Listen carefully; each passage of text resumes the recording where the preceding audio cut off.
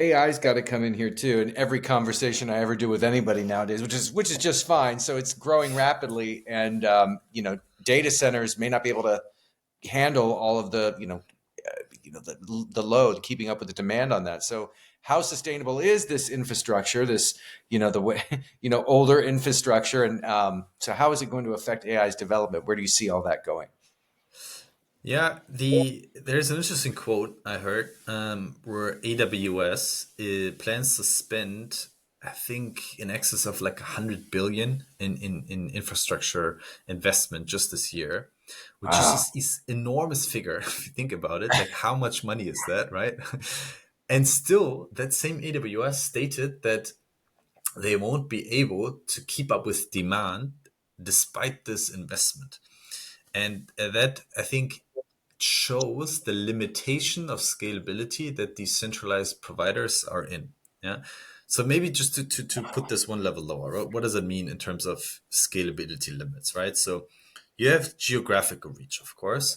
So I think AWS keep coming back to this. I think they have like maybe around 30 server locations around the world, right? Which is not that much if you think about it.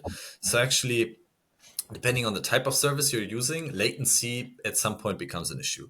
Then you have power constraints. So because of these central locations where everything comes together, there is a strain on the energy grid on the ground, right? I mean, there's famous examples where AWS actually can't expand because the energy is just limited where it's at.